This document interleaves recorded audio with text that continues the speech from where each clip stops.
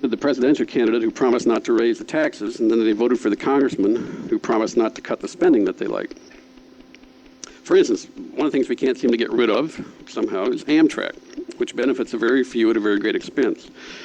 The defenders of Amtrak have a lot of good arguments, of course, and if these people had been around 100 years ago, this is what we would have heard. Ambarge. But we need government subsidies. Canal travel is so safe and fuel efficient. You have time to enjoy the scenery.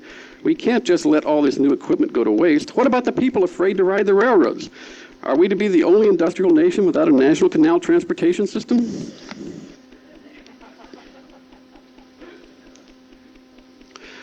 The next cartoon illustrates the difficulty of cutting the military budget.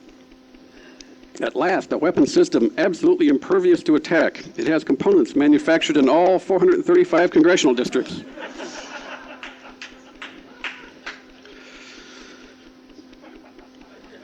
Now, the arms race has been a fertile topic of mine in the past. I used to be a Minuteman missile launch officer, something Dave didn't mention. So I really don't have the sentimental emotionalism about the arms race that the Ban the Bomb crowd has. But at the same time, having been in the service, I'm also pretty skeptical of the Pentagon. Here's a quick summary of recent arms control history following the Iceland summit. 1983, we need Star Wars to get Soviet arms cuts. 1986, well, we couldn't get Soviet arms cuts because we need Star Wars. I think, the arms race is definitely a libertarian issue, as you all well know. A big militaristic government is supposed to be statism at one of its worst forms, and the arms spiral really is probably as much of a threat to our liberties as the inflation spiral or other economic problems. I once published a whole book full of cartoons making fun of the arms race in the Pentagon, but I can also poke a little fun at the other side. Here's one of a cartoon that I did of some very earnest nuclear-freeze Christmas carolers. Gone away is, I can't quite read it. Gone away is an iceberg, here to stay is the iceberg. We're huddled up tight in perpetual night, walking in a nuclear winterland. Okay, who invited the Carl Sagan singers?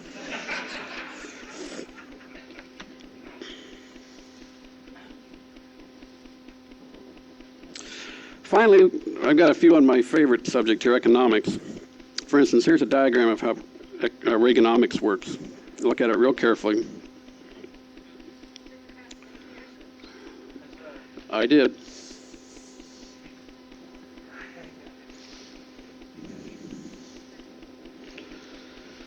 Now you can see that this is a perfectly logical and foolproof plan, but somehow it's leaving us with $200 billion a year deficits.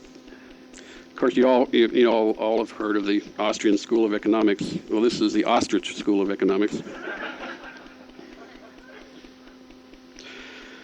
And it's easy to criticize Reaganomics, but I want to point out that we must remember to give it credit for achieving at least one true miracle. Now the Democrats can identify a deficit.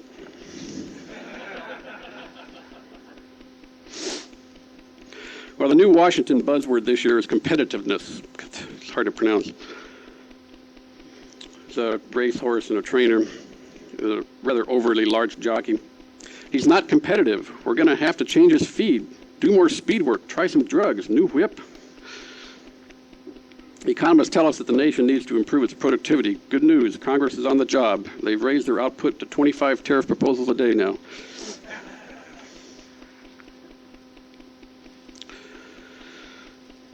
Most cartoonists that I know, they really prefer to draw about controversial and emotional topics like gun control and things like that. And for some reason, I had this weird fascination with economics. Any other cartoonist, the slightest provocation, draws about abortion or acid rain, ERA, school prayer, all the big single issue topics. So what do? I draw about sexy topics like free trade. This is the Easter Bunny returning from his annual visit. Horrible. It went horrible. Everything was fine until I got to the White House. Then Reagan accused me of dumping below cost and demanded 100% tariff.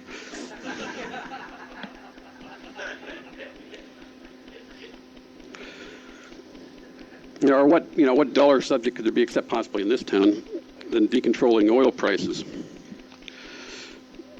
To get out to read this one too.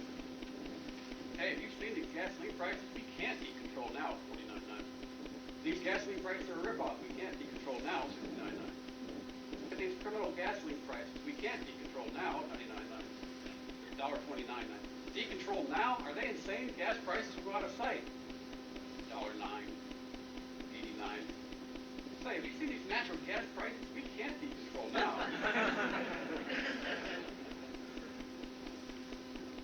I think the challenge with topics like the dismal science is to say something interesting to make the reader think.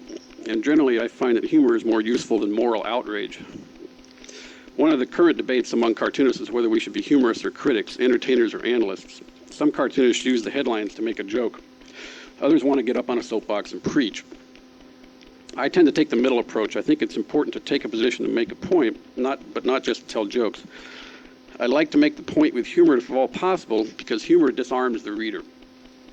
It softens up the person who's opposed to your opinion. It backdoor into his closed mind, and it might just get him thinking a little bit.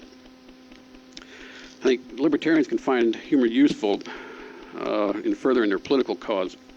The following quote is from an article on Doonesbury that appeared in the Wall Street Journal back in '84 during the election. The persuasion by humor factor is particularly vital to winning the swing voter if you haven't made up your minds yet. You obviously are not profoundly committed to an ideology. You're waiting for something else, something like a good joke to provide the proper perspective.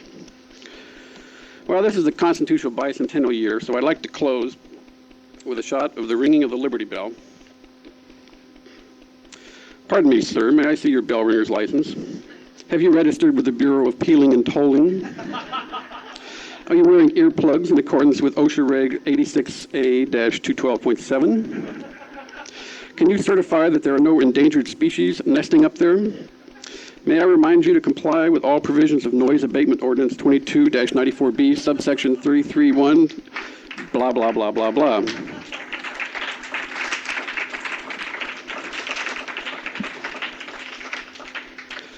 Well, that's about it. And in closing, I'd just like to urge libertarians to keep up your good work in defending and expanding liberty.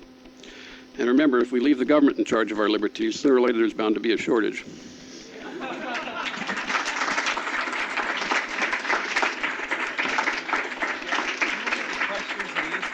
I'll be happy to take any.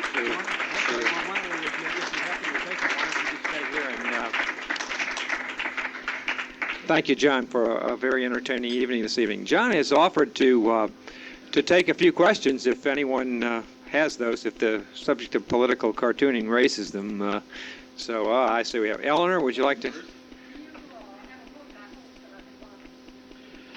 Well, I've only put out one book, and it was the one on the arms race that was mentioned earlier. And unfortunately, it's out of print now, and I don't have any left. I've sold them all.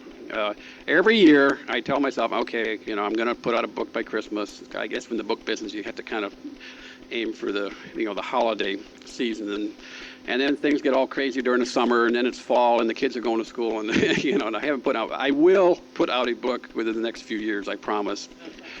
And don't worry, I'll be advertising heavily in the Libertarian publications. So, yes. If we wanted to go about developing more people to do what you do from a libertarian perspective, how do you think we should go about it? How do you go about developing more cartoonists that are libertarians, or just cartoonists, period? Libertarians that are cartoonists, that become cartoonists? It's hard to tell. This job is such an unusual and strange one. There's no two identical ways that people get into it. You don't take a bar exam or something to become a lot of cartoons have done at bars, but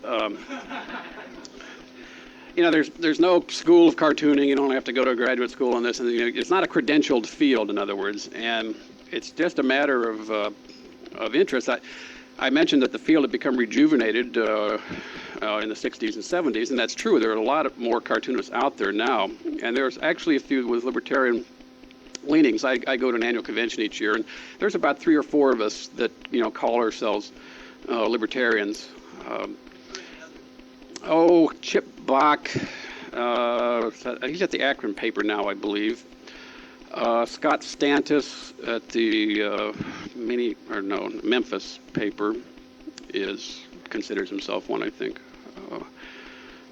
But they're not real vocal about it. I think Scott occasionally gets cartoons. As a matter of fact, he won the Mencken Award one year, and he occasionally gets cartoons in libertarian publications too. It's tough to basically a cartoonist is developed by doing cartoons. It sounds tautological or something, but that's how I learned. I didn't really, I had a correspondence course, but that really wasn't worth much. If you want to be a cartoonist, you start cartooning, and you get feedback from people, and if you're really bad, then pretty soon you'll get the idea because people don't like your stuff. And it's not a field where you have to have a lot of credentials or impress people. You walk in with your portfolio to an editor, and he can either do the job or you can't. That's the advantage and also the disadvantage of the field. You can't bluff anybody. You can't fool anybody with it. It's my kind of field. I don't like to compete with people whose work is purely degrees and credentials. Yes. Two questions. One, you mentioned that as libertarians, our goal is to grasp whatever we'll have people like. I noticed that all of the cartoons that go tonight were being pretty much in government and political figures. And I presume that's because of the audience. Do you take advantage of the shenanigans of people like him and Tammy Baker?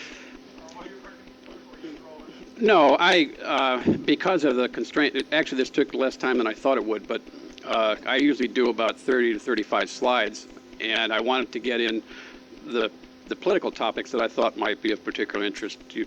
I've done things on sports, an issue. I generally stick to issues. I'm not really much of a social commentator. I tend to have a political focus, but I did a cartoon of an NFL player, and he was saying, they gave me amphetamines to get me high for the game, and they shot my knee full of xylocaine so I could play the third quarter, and they did this and that to me so I could finish the game. And now they've arrested me for using drugs. That's sort of, I do that sort of semi-social, but not actually government commentary. I did some stuff on the PTL scandals, which I just didn't have time to do slides for and get them in here, because I suppose I could have, because I got the heart thing in, but at any rate, I do that. I don't do as much of that as some cartoonists do. My interest is in politics, basically, and I'm sometimes not always aware of or don't think of a lot of things going on in society as cartoon topics, and I should. I should do more of that. But generally, the government keeps me so busy that. But yes, I do occasional things on business. I did some stuff on Wall Street and the scandals there, for instance, and I occasionally deal with business, the takeover mania, that sort of thing. My other question was, you have possession of the original drawing used, and if so, would be willing to consider letting the Libertarian Party sell them to the highest bidder as a fundraiser, because I have a feeling that some of those would bring a pretty good price. Well, yeah, to a limited extent. I can't just turn them all over to you because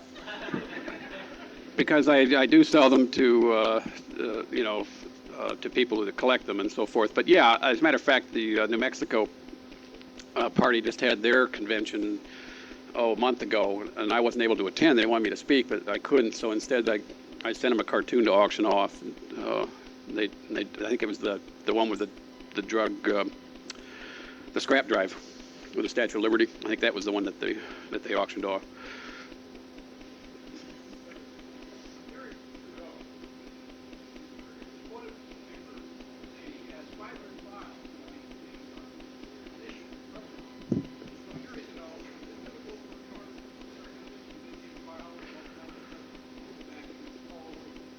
Yeah, probably. I hadn't read that particular interview, but I'm not surprised.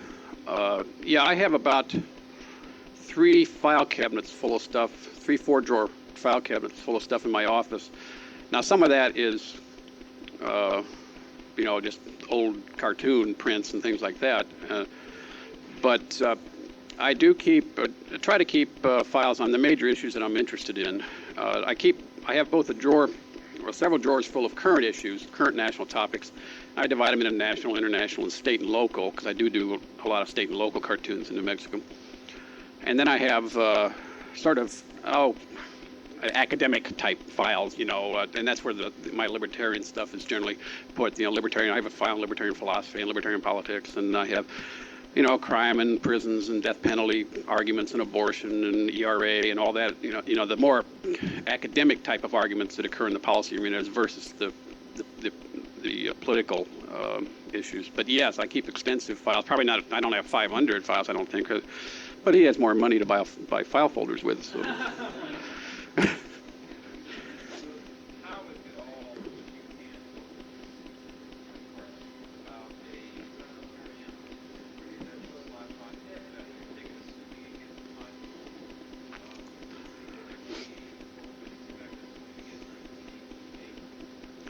In case you didn't hear the question, it was how would I, as a cartoonist, having said that I'm a very negative person in my speech, how would I handle a libertarian candidacy if it started getting a lot of play? I would probably do what the cartoonists did with John Anderson back in 1980. I didn't do any, I haven't done any cartoons on libertarian figures, and I don't know why. I guess, my first excuse is that, well, I like to knock people, and those aren't people I want to knock, so I don't do cartoons making fun of them. But what some of the cartoonists did with Anderson, that there were several cartoonists that supported Anderson. They're like me; they didn't like either of the major parties. Unlike me, they saw some virtue in Anderson somehow, and so what people like Don Wright did, and I think maybe even Oliphant and a couple of others, was they did cartoons that made fun of the other two parties at the same time while holding out, being incredulous that Anderson wasn't doing better. I can't remember any of the cartoons specifically, but it was a sort of thing that was intended to make the reader think that Anderson was a preferable alternative. And that's probably the way I might handle it. I would have,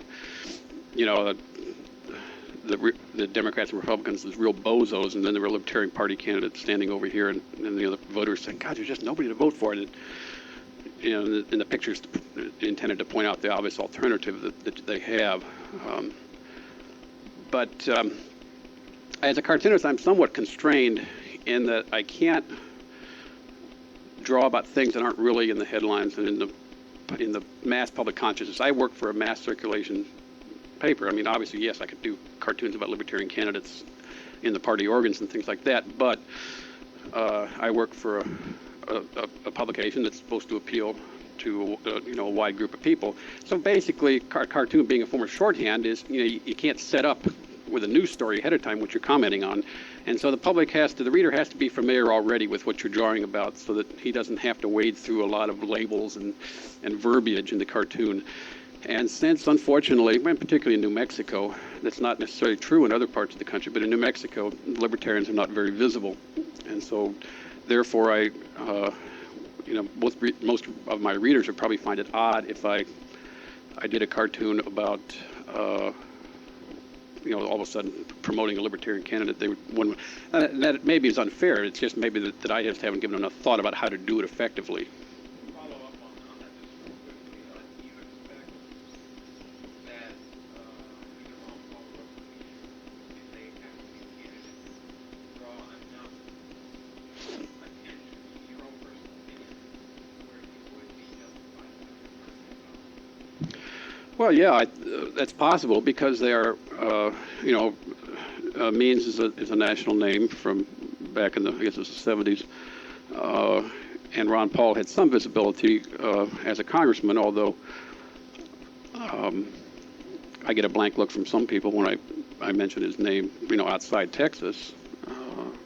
But he has had certainly more currency than a lot of the previous, or a lot of, he's a little bit better known than some of the previous nominees. And that if they do draw the attention, then they become, cannon fodder for cartoons, or possible subject for cartoons, sure. Yeah. What events or people or books were the most influential in getting you to start thinking libertarian and get interested in libertarian? Okay, what are my intellectual influences?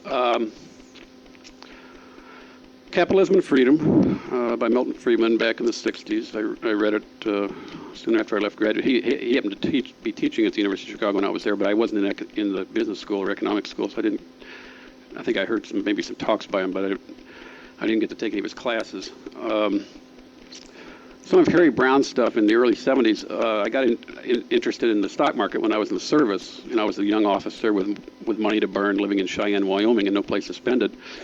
And so I thought, well, I'll go in the stock market. And once you get in the stock market and you have money on the line, all of a sudden you get real interested in economics, I found. And around about that time, I started reading some of the people who are writing about gold and silver. And so I think some of the stuff that Harry Brown wrote influenced my, I say opened doors, opened my attention, drew my attention to some of the libertarian writers.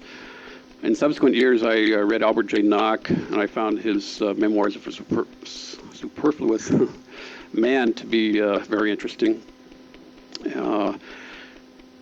And then I started, getting into the publication, the periodicals, Reason Magazine and Inquiry, and a lot of them are no longer being published. But I still subscribe to the free. Well, I don't subscribe; they send it to you no matter what you do. But to the Free Man, I feel so guilty, if I haven't paid him for a year or two, so I got to send him some money.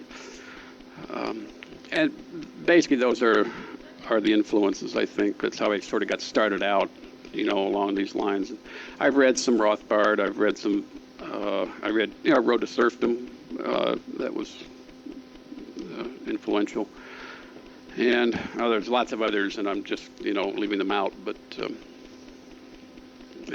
certainly no organized reading list. It's just sort of haphazard. My regret is that I don't get enough time to read background books in my job. I have to really make an effort to. I tried to read something read about something on Nicaragua here recently because it's always in the news. So I read Shirley Christian's book on Nicaragua, but boy, it was it took me a long time, just a little bit each night, because it seems like I'm always reading periodicals and stuff just to try to keep up. 4 or 5 newspapers a day and news magazines and the libertarian publications and so forth. And so there's never enough time to read what you want. And I got I started. The Anarchy, State, and Utopia here on my last plane ride. Is that something weird to read on a plane? And that was pretty heavy going, and so I put that down for a while, and I'll be taking it up again here shortly. But I got a lot of things that I have yet to read that I haven't. But those are a few of the things that I have that have made me aware of at least what the intellectual debates are within the libertarian fraternity. Any other questions? Yeah.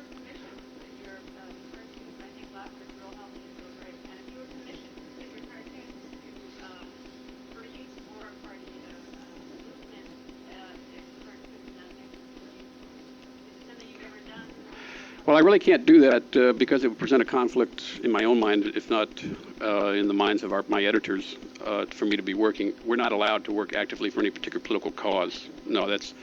Well, as a journalist, your credibility suffers if you're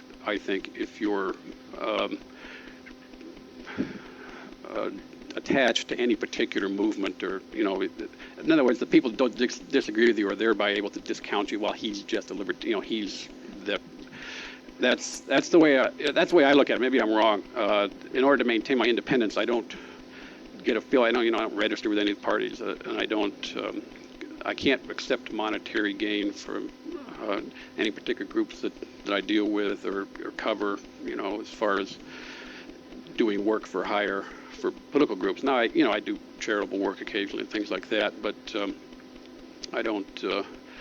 The Republicans and Democrats have asked me in New Mexico, they want, can you do something for our party brochures? They're of course a lot easier to turn down for me, but basically no. And the reason is that our editors specifically have a policy that is that the people that work for the journal are not supposed to be actively involved in promoting various political causes, particularly in their role of their job. And obviously, you would be using me as a cartoonist, because I'm a cartoonist, not because I'm a nice guy or something. And so that would be in conflict with the policy, just the office policy at the journal. And you might find that true with a lot of journalists. I don't know. I'm happy to come and talk, and and I get libertarian philosophy in a little bit when I talk to regular groups too. And so I figured that's my contribution.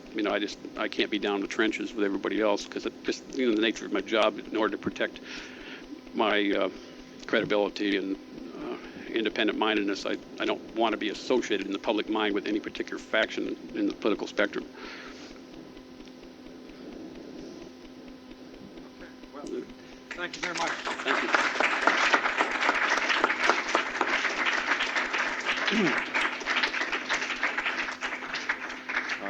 That concludes our the formal part of this evening's activities. Let me extend an invitation on behalf of the Texas LP to the Texas LP Hospitality Suite, which is in room 748. I'm sure you're welcome to stand around and mix in this particular surrounding for as long as you like, and we'll keep off the guards at the door who may be trying to enforce whatever the regulations they have here. But certainly nice to see so many people here tonight. We're all looking forward to a great evening, a great weekend of intellectual and brainstorming and open-minded debate on the issues that concern libertarians and all people that are interested in the concept of human liberty this weekend. Certainly want to encourage you to come back tomorrow morning. I think the official program begins at about 8:45 tomorrow, and we'd love to see you back then. And if not, please feel free to stay around or to visit at the Texas Hospitality Suite. Thanks and good evening.